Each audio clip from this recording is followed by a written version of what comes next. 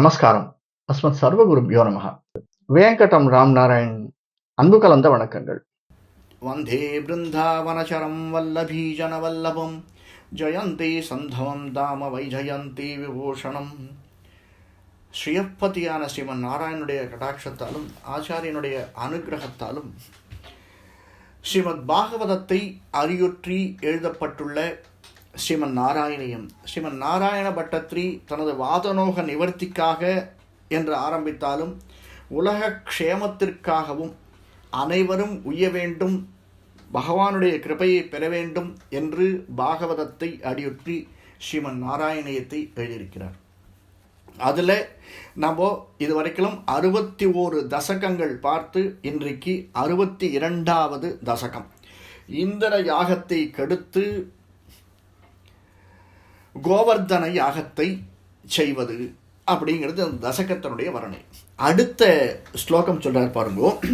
இதம் தாவத் சத்தியம் யதிக பசவோ ந குலதனம் ததா ஜீவ்யாயாசௌ பலிரச பல பத்ரே சமுச்சிதः சுரேபியோ அப்யுத்கிருஷ்டா ந நு தரணி தேவா க்ஷிதிதலே தது அஸ்தே அப்யாராத்யா இதி ஜகதித துவம் நிஜஜனான். அதாவது இந்த இடத்துல பசவகா ந குல சம்பந்தம், பசுக்கள் எல்லாம் நமது குலதனம் அப்படிங்கிறது உண்மை இல்லையா? பசுக்கள் அப்படின்னாலே காமதேனுடைய அம்சங்கள், அவைகள் எல்லாம் நமக்கு குலதனங்கள். இந்த யாகம் அவைகளுக்கு உஜ்ஜீவனம் பண்ணுறதுக்கு காரணமாக இந்த பசுக்கள் எல்லாம் எங்கே போய் சாப்பிட்றது? இந்த மலையிலேருந்து தானே புல்லை சாப்பிட்றது. அந்த மலைக்கல்லவோ மலையரசனுக்கு அப்போவோ கொடுப்பது உச்சிதம். மலை தானே நம்மளுக்கு கொடுக்கறது. இந்த கோவர்தன மலை தானே நம்மளை ரட்சிக்கிறது. அப்போ இந்த மலை நம்மால் இப்போது நம்ம சூரியனுக்கு இங்கேருந்து யாகம், சூரியனை வணங்குகிறோம். ஏன் வணங்குகிறோம்? காலங்கார்த்தால் ஏந்திரோன்னு நமக்கு உத்வேகத்தை கொடுக்கிறான், உற்சாகத்தை கொடுக்கிறான், நம்மளுடைய மன இருளை வெளி இருளை போக்கடிக்கிறான். அப்படிப்பட்ட சூரியன் நமக்கு தெரிந்த முதல் தெய்வமாக நாம் வணங்குகிறோம். அப்படி பார்த்தா இந்த கோவர்தன் கிரிதானேப்பா முதல் தெய்வம். என்ன மாதிரி பாயிண்ட் போடுறாரு பாருங்க. மலையரசுக்கு கொடுப்பது தானே கரெக்டு. ரெண்டாவது, பூலோகத்தில் அந்தணர்கள் இருக்கா இல்லையா, இவெல்லாம் தேவர்களோட மேன்மையானவா தெரியுமாப்பா? ஏன்னா முதல்ல நம்மளுக்கு வழிகாட்டுறா. இவர் அடுத்த 4 பேரையும் சொல்ல போறார். இப்போ அந்தணரில் சொல்றார், ஒன்று ஒன்றா சொல்லிட்டு போறார். உடனே யோசனை பண்ணாதீங்கோ. நம்ம இந்த தேவர்களை விட இந்த அந்தனா உயர்ந்தவா. ஏன் தெரியுமா? காலங்கார்த்தால கோழி கூவின உடனே 3 மணி 3:30 மணிக்கு ஏந்து சந்தியா காலம் அந்த காலத்திற்கு விட முன்னாடி பிராத காலேன்னு ஏந்து தன்னுடைய ஜபதபங்களை ஆரம்பிக்கிறாவா. அப்படியெல்லாம் பண்ணிட்டு இருக்காளே. இந்த யாகம் பண்ணுறதும் அவாதானே எவ்வளவு ஸ்ரத்தையா பண்ணுறா பார்த்தேளா? அவா தானே மேன்மையானவா. அவா பண்ணுறதுனால தானே, அவா கொடுக்குற ஆகூதிகளில் தானே தேவர்கள் உயிர் வாழறா. அப்போ இவா தானே உயர்ந்தவா. அவர்களை தான் நம்ம ஆராதிக்கணும் என்று தாங்கள் தங்களுடைய பந்துக்களிடமும் தந்தையிடமும் உரைத்தீர்கள் அல்லவா அப்படிங்கிறார் பட்டத்ரி. எவ்வளவு அழகாக சொன்னீர்கள், எடுத்து சொன்னீர்கள். இது பல பேருக்கு புரியலையே சுவாமி அப்படின்னு பட்டத்ரி சாதிக்கிறார். இதையே இந்த கர்மணா ஜாயத்தே ஜந்துகு கர்மணைவ பிரலீயத்தே சுகம் துக்கம் பயம் க்ஷேமம் கர்மணைவ அபிபத்தியத்தே. நான் சொன்னேன் இல்லையா, ஒரு 15 ஸ்லோகங்கள். இதில் அந்த ஸ்லோகங்களில் இது ஒன்று சொல்கிறது ஸ்ரீமத் பாகவதம். இதுக்கு அனுசரணையாக அந்த 1-2 ஸ்லோகத்தை மட்டும் நாம் பார்ப்போம். அதாவது கர்மணா ஜாயத்தை, எது போயின்னு இருக்கு நமக்கு? நம்ம செய்கிற கர்மாக்கள் அல்லவோ நம்மை வழிநடத்துகிறது. கர்மணா ஜாயத்தை ஜந்துகு, இந்த லிவிங் என்டிட்டிஸ் இருக்கு இல்லையா, வாழ்ந்து கொண்டு இருக்கக்கூடிய ஜந்துக்கள் அனைத்தையுமே கர்மணா ஜாயத்தை, கர்மம் அல்லவோ வழிநடத்துகிறது. கர்மணைவ பிரலீயத்தே, அதனாலே அல்லவோ நல்லதும் வருகிறது அழிவும் வருகிறது. நாம் செய்யக்கூடிய கர்மாவினாலோ இது எல்லாம் வருகிறது. அடுத்து சொல்றார், சுகம் துக்கம் பயம் க்ஷேமம் கர்மணைவ அபிபத்தியத்தை. இந்த சுகமும் துக்கமும் பயமும் தேகம் இந்த க்ஷேமம் இவையெல்லாம் எதனால் வர்றது? இருட்டை பார்த்து நம்ம பயப்படுறோம். பயப்படாதவ எவ்வளோ பேர் இருக்கா? பல ஜந்துக்கள், பாம்பு, மிருகங்களை பார்த்து பயப்படுறோம். பாம்பை பார்த்து பயப்படாதவா இருக்கா? அந்த பயம் எப்படி வருது? நாம் செய்த கர்மா. இந்த நம்ம இதில் பார்த்துட்ருப்போம், எஃபிலையோ இதுலேயோ பல சேனலில் பார்க்கலாம். சில இடத்துல யானைகளை நின்று எதிர்கொள்கிறார்கள் மக்கள். சில பேர் பயந்து ஓடுறா. நாம் நின்று அந்த யானை கிட்ட நின்னோம்னா அந்த யானை நம்மை பார்த்து பயப்படுகிறது. இப்படியாக ஒரு சமயம் விவேகானந்தர் நடுக்காட்டிலே சென்ற போது ஒரு புலியோ சிங்கமோ எதிர்த்து நின்றார் அப்படிங்கிறது கதை சொல்வார். சில பேருக்கு பயம் கொடுக்கிறது, சில பேருக்கு பயம் இல்லை. சில பேருக்கு சுகம் கொடுக்கிறது, சில பேருக்கு சுகம் இல்லை. சில பேருக்கு ஏசியில் படுத்தா சுகம், சில பேருக்கு நிம்மதியாக ஃப்ரீயாக காற்றோட்டமாக இருக்கிற இடத்துல படுத்தா சுகம். சில பேருக்கு கட்டிலில் படுத்தா சுகம், சில பேருக்கு தரையில் படுத்தா சுகம். வியாதி வேறு. க்ஷேமம், பயம், க்ஷேமம் இவை அனைத்தும் என்ன கொடுக்கிறது? நாம் செய்த கர்மா. அப்படின்னா என்ன அர்த்தம்னு பாகவதம் சொல்றது, இந்த ஜென்மம் நீ எடுத்திருக்கையே, இந்த ஜென்மத்திலே உன்னுடைய கர்மாவை நீ கரெக்ட் பண்ணிக்கோ. பகவான் அது மூலியமா சொல்றாராம். நீ செய்த கர்மாவிற்கு எனக்கு ஏன் தெரியுமா? இப்போ உனக்கு அந்த ஞானம் இருக்கு, இது செஞ்சா கரெக்டு, இது செஞ்சா தப்புன்னு உனக்கு தோன்றது. ஐயோ, நான் பூர்வ புண்ணியத்தில் என்ன பண்ணேன்னு தெரியல சுவாமி, எனக்கு இந்த மாதிரி ஒரு வந்திருக்கு சொல்கிறோம் இல்லையா? அப்போது நம்ம ஏதோ பண்ணிருக்கோம் அப்படின்னு மனசுக்குள்ளே தெரியுது. அப்படின்னா என்ன அர்த்தம்? You have to take the corrective action இம்மீடியட்லின்னு அர்த்தம். அந்த உணர்த்துறது இந்த ஜென்மா நீ திருத்திக்கோ அப்படின்னு ஒரு உபதேசம் பண்ணுறார். இப்படி நிறைய உபதேசங்களை பண்ணிட்டு இருக்கார். 15 ஸ்லோகம் இந்த உபதேச ஸ்லோகமாக வருது. அதையெல்லாம் கேட்ட கோபாலர்கள் தங்களுடைய திருவாக்கை கேட்டு, சரி இவர் சொல்கிறது நியாயம்தானே. ஒவ்வொரு இடத்துலையும் உபதேசம் இருக்குது. கிருஷ்ணனே சொல்கிறார், அர்ஜுனா, நான் பகவத்கீதைன்னு 18 அத்தியாயம் உபதேசம் பண்ணேன்னா யாரும் கேட்க மாட்டார். என்னை ஒரு 10 செகண்டில் புரிஞ்சுட்டான்னு வச்சுக்கோங்க. பீஷ்மர் அவர் 1008 நாமா சொன்னால் உலகம் போல கேட்கும். இந்த மாதிரி ஒவ்வொரு இடத்துலையும் சொல்கிறார். இப்போ நான் சொல்கிறதெல்லாம் உங்களுக்கு கேட்குறதோ கேட்கலையோ அதை எடுத்து நீங்கள் யோசித்து பாருங்க. ஏன்னா பகவான் அறிவை கொடுத்துருக்கான், யோசிச்சு பாருங்க அப்படின்னு சொல்கிற இடத்துல இவர் அதையும் சொல்கிறார் கிருஷ்ணன் அடுத்த 2 ஸ்லோகங்களில். அதான் சொல்கிறா, பட்டத்திரி சொல்கிறார், தங்களுடைய திருவாக்கை கேட்டு யோசிச்சு பார்க்குறா அவ. அங்கே இருக்க கோபர்களும் கோபியர்களும் நந்தர்களும் மற்றவர்களும் யோசிச்சு பார்க்குறா. யோசிச்சு பார்த்துட்டு என்ன ஆக்ஷன் எடுக்கிறா அப்படிங்கிறது அடுத்த ஸ்லோகத்தில் சொல்கிறார் பாருங்க. பவத் வாச்சம் ஸ்ருத்வா பகூமதி யுதாஸ்தே அபி பசுபாஹ துஜே இந்திரா நர்ச்சன்னோ பலிமத திருஷ்யை க்ஷித்ருத்வே வியதுஹு பிராதக்ஷிண்யம் சுப்ருச்ச மனம் அன்னாத யுரதாசு தொமாதைச்ச ஆத்மா பலி மகிலம் ஆபீர புரதா.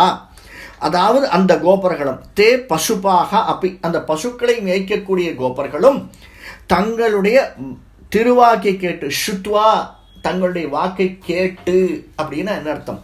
இப்போ நாம் சொல்கிறத பல பேர் கேட்குறா அப்படின்னா காது கொடுத்து கேட்குறான்னு அர்த்தம் இல்லை, மனதால் கேட்குறான்னு அர்த்தம். கேட்குறவா எல்லாருமே காதால் கேட்குறா. பல பேர் சொல்லுவா, பெரியவா அந்த வாத்தியாரெல்லாம் சொல்லுவா, ஏடா டே உனக்கு 2 காது இருக்குன்னு இந்த காதால் கேட்டு அந்த காதால் விட்டுட்டியா நான் சொல்கிறத, நேற்று ஹிஸ்ட்ரி படிச்சுன்னு சொன்னனே படிக்கலையே நீ அப்படின்னு கேட்பேன். அந்த மாதிரி அது கேட்கறது இல்லை. ஸ்ருத்வா அப்படிங்கிற வார்த்தை என்னன்னா மனதால் கேட்டு. மனதால் கேட்டு என்ன? இவர் சொன்ன 15 ஸ்லோகம் இருக்கு இல்லையா பாகவதத்தில், இவை அனைத்தையும் அங்கே இருக்கிறவா அனைவரும் மனதால் கேட்டு வெகுமானத்துடன் கூடியவர்களாக நீ என்ன சொன்னையோ அதை அட்ஹேர் பண்ண ஆரம்பிச்சுட்டா.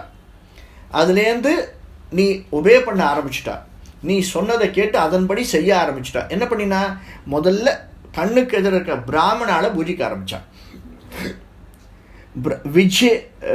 வித்வே இந்தானு அர்ச்சந்தா, இந்த பிராமணோத்தர்களை முதல்ல அர்ச்சனம் பூஜிதம் பண்ண ஆரம்பிச்சுட்டா. அதற்கு அடுத்தது இந்த மலைக்கு உச்சைகி பலிம் உதது, இந்த மலைக்கு பலி கொடுக்க ஆரம்பிச்சிட்டா, இதை யாகம் பண்ண ஆரம்பிச்சிட்டா. இப்படி ஆதரவு எல்லாரும் ஒன்றா சேர்ந்து வலம் வந்தனர், வணங்கினர். பிரதக்ஷண்யம் வியதுகு அனமன்னு எல்லாரும் சேர்ந்து இந்த மலையை பிரதட்சணம் வர. இன்னைக்கு கிரிவலம் வர்றதுன்னு ஆரம்பிச்சிருக்காளே பல இடத்துல, ஒரு 10 வருஷமா 15 வருஷமா 20 வருஷமா நடக்கிறது. இதுக்கெல்லாம் முன்னாடி முதல்ல ஆரம்பிச்சது கோவர்தனகிரி வலம் வந்தது தான் அப்படின்னு காட்டுறார் பாருங்க பட்டத்திரி. மலைக்கு ஆதரவாக மலையை வலம் வந்தனர், பிரதட்சிண்யம் வலம் வந்தனர், வணங்கி வணங்கி வந்து வணங்கினர் அப்படின்றார். மலை ரூபியாக தாங்களும் அந்த இடத்தில் காட்சி தந்தீர்கள் அல்லவா, கோபர்களுக்கு எல்லாவற்றையும் தாங்கள் காட்சி தந்தீர்கள். ஆனால் அவளால் உணர முடிஞ்சுதா முடியலையான்னு எனக்கு தெரியல சுவாமி. யார் பட்டத்திரி சாதிக்கிறார். அவ கொடுக்கிற பலியெல்லாம் தாங்கள் அல்லவோ ஏற்றுக்கொண்டீர்கள். அல்டிமேட்டாக யாருக்கு போய் சேரணும் சுவாமி? இது எல்லாம் அவனுக்குத்தானே, அப்படிதானே சொல்கிறோம். அதனால் அகிலம் பலிம் ஆதகா, அந்த பலி தரக்கூடிய அனைத்தையும் தாங்கள் அல்லவோ ஏற்றுக்கொண்டீர்கள், பட்சித்தீர்கள் அல்லவோ அப்படின்னு சாதிக்கிறார் இந்த ஸ்லோகத்தில். அடுத்த ஸ்லோகம் வருது பாருங்க. இதுதான் பாகவதமும் சொல்றது. வர்தேத பிராமணோ விப்ரோ ராஜன் யோ ரக்ஷயா புவஹ வைஸ்யஸ்து வார்தயா ஜீவேஹே சூத்ரஸ்து துஜசேவையா. 4 வர்ணத்தை சொல்றார் இல்லையா. அடுத்த ஸ்லோகத்தில் சொல்றார்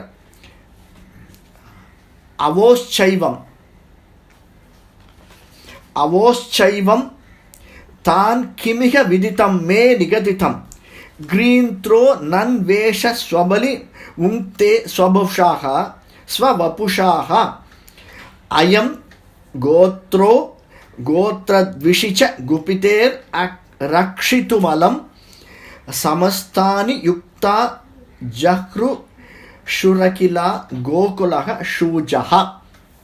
அதாவது என்னுடைய வார்த்தை வீணாவதில்லை. இந்த மாமலையானது தன்னுடைய சரீரத்திலே தனக்கிட்ட வரியெல்லாம் சாப்பிட்டு விடவில்லையா?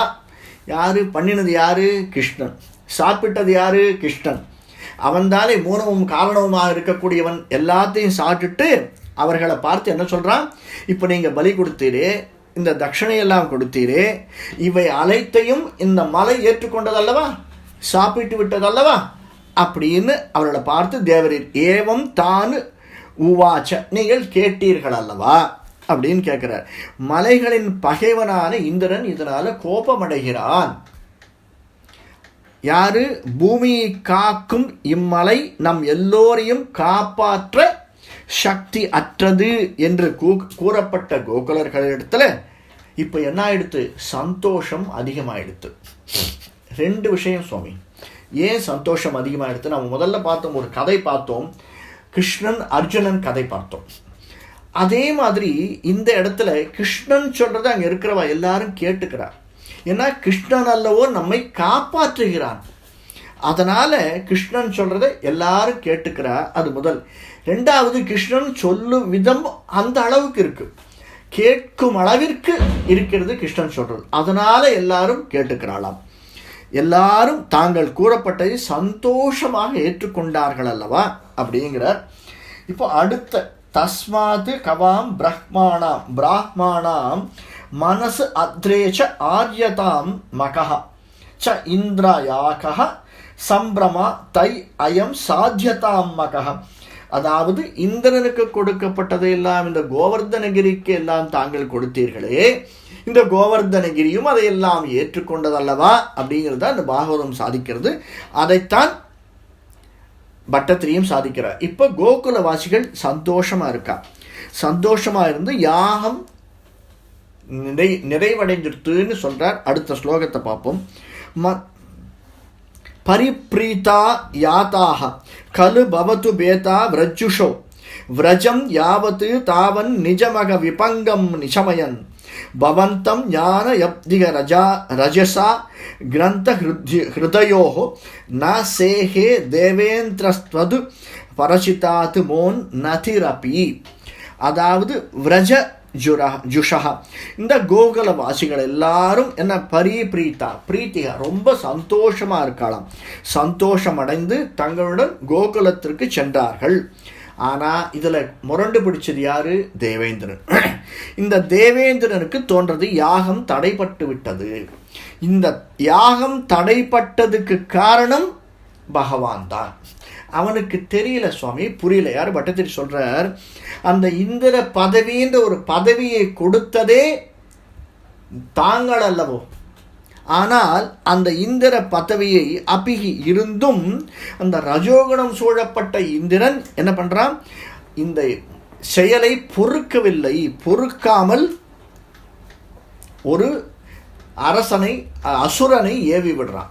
அது சொல்றார் பாருங்கோ, மனுஷ்யத்துவம் யாதோ மதுபி தபி தேவேஸ்வ வினயம் விதத்தே சேன்னஷ்டஸ்திரிஜஷ சதசாம் கோபி மகிமா ததச்ச துவம்ச சிஷ்யே பசுபஹதகஸ்ய ஸ்ரீயமதி பிரவருத்தஸ்துவாம் ஜேதும் ச கில மகவா துர்மதநிதிஹி. மதுவை கொன்ற விஷ்ணுவை கூட மனுஷ்யத்தன்மை அடைந்தவராய் தேவர்களிடத்தில் அபராதத்தை செய்வாரே ஆகில் சமஸ்த தேவர்களும் சொல்ல முடியாத நிம்மதியாக இருக்கா. ஏன்னா அசுரர்களை கொன்றதெல்லாம் தாங்கள் அல்லவோ என்று தேவர்களுக்கு தெரியும். ஆனால் யாருக்கு தெரியல, இந்திரனுக்கு தெரியல. ஏன், அவனுக்கு ஈகோ தலைவிரிச்சு ஆடுறது. அந்த ஈகோவினால் புரிந்து கொள்ள முடியாத இந்திரன் நாசமடையணும் அப்படின்னு எழுதியிருக்கு. வீண் ஜம்பத்தினால், வீண் செருக்கினால் அந்த இந்திரன் தாங்களை ஜெயிக்க, அதாவது போரிட்டு ஜெயிக்க துணிஞ்சிட்டானாம். அதனால என்ன பண்றான், அவன் தன்னுடைய வஜ்ராயுதத்தை எடுத்துக்கொண்டு ஐராவதத்தின் மேலே பிரளய காலங்களத்தில் இருக்கக்கூடிய மேகங்களை எல்லாம் ஏவி விட்டு கொண்டு போர் புரிய வரானாம். அடுத்த ஸ்லோகம், த்வதா வாசம் ஹந்தும் பிரளயஜன தானரம் புவிஹி பிரஹிண்வன் பிப்ராண குலிஷமய அப்ரேகபனஹ பிரதஸ்தே அன்யைர் அந்த்ர தகன மருதாத்யை விகசிதோ பவன் மாயா நைவ திரிபுவனபதே மோகயதிகம். இந்த மூவுலகங்களுக்கும் அதிபதியான ஹே கிருஷ்ணா, திரிபுவனபதே ஹே கிருஷ்ணா, அந்த இந்திரன் அந்த இந்திரன் தங்களை அழிப்பதற்காக, ஹந்தும் அழிப்பதற்காக அவனுடைய இருப்பிடத்தை விட்டு எங்க ஐராவதத்தின் மேலே ஏறிக்கொண்டு குலிஷம் விப்ராணஹ, அதாவது வஜ்ராயுதத்தை கையில் எடுத்துக்கொண்டு ஆகாயத்தில் உள்ள பிரளய மேகங்களை எல்லாம் ஏவிக்கொண்டு அக்னி, வாயு, வருணன் இவைகளையெல்லாம் பரிகசித்து கொண்டு, அதாவது அவைகளையெல்லாம் நீங்க என்ன பண்றீங்க, சும்மா இருக்கேள், நான் சொல்றேன் செய்யுங்க அப்படின்னு ஏவி விட்டு கொண்டு புறப்பட்டு விட்டான் அல்லவா. அவனுக்கு மூடன், அவனுக்கு ஒன்றும் புரியல. தாங்கள் அல்லவோ, தங்களுடைய மாயை அல்லவோ இவை எல்லாவற்றையும் நடத்தி கொண்டிருக்கிறது அப்படிங்கிறது அவனால் புரிஞ்சிக்க முடியல. கம் ஏவ ந மோகயதி, இவையெல்லாம் தங்களுடைய மாயை அல்லவோ மயக்குகிறது அப்படின்னு அவனுக்கு புரியல சுவாமி அப்படின்னு சொல்றார். இப்போ கடைசி ஸ்லோகம் சொல்றார் பாருங்கோ. இதுல இந்த பாகவதம் இந்த ஒரு ஸ்லோகத்தை சொல்றது, இவன் வர்றத கணம் சாம்வர்த்தகம் நாம மேதானாம் சாந்தகாரினம் இந்திரஜா பிரச்சோதயத் கிருத்தோ வாக்கியம் சாகேஷமான்யுதா. அதாவது இந்திரன் மேகக்கூட்டங்களை எல்லாம் ஏவிக்கொண்டு, கணம் சாம்வர்த்தகம் நாம மேதானாம் சாந்த காரியம், சாந்தமாக இருக்கக்கூடிய இந்திரன் மேகங்களை எல்லாம் ஏவிக்கொண்டு அனைத்து அக்னி, வாயு எல்லாவற்றையும் சொல்லணும்னா உசுப்பி விட்டு கொண்டு, ஏவிட்டு கொண்டு எல்லாரையும் கிளப்பிண்டு அவர்களையெல்லாம் ஏவிக்கொண்டு தான் நினைப்பதை சுப்ரீம் நீங்க தான் புரிஞ்சிக்காம இந்திரன் வந்து கொண்டிருக்கிறான் அப்படின்னு சாதிக்கிறது.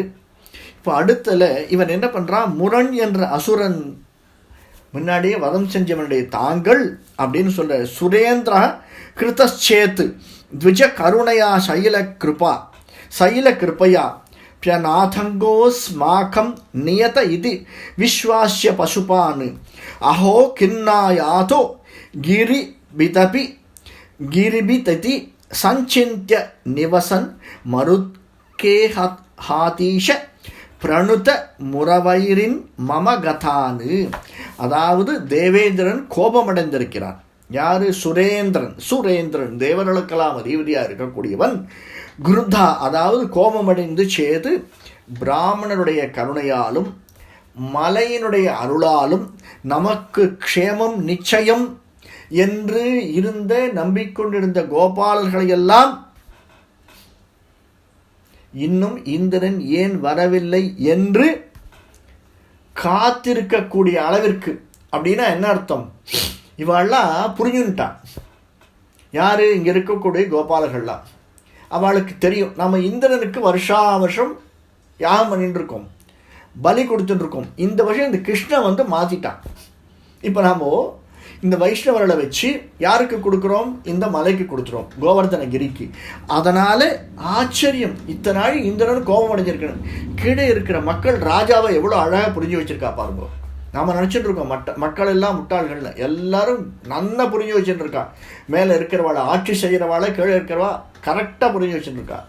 அவ சொல்றா ஆச்சரியம், அஹோ கிரிபிதா, இன்னும் இந்திரன் ஏன் வரல, கிம் ந ஆயாத்து, ஏன் இன்னும் வரல அப்படின்னு காத்துட்டு இருக்கா கிருஷ்ணா. எல்லாரும் அவளுக்கு புரியல உன்னுடைய மாயை என்ன அப்படிங்கிறது அவளுக்கு புரியல.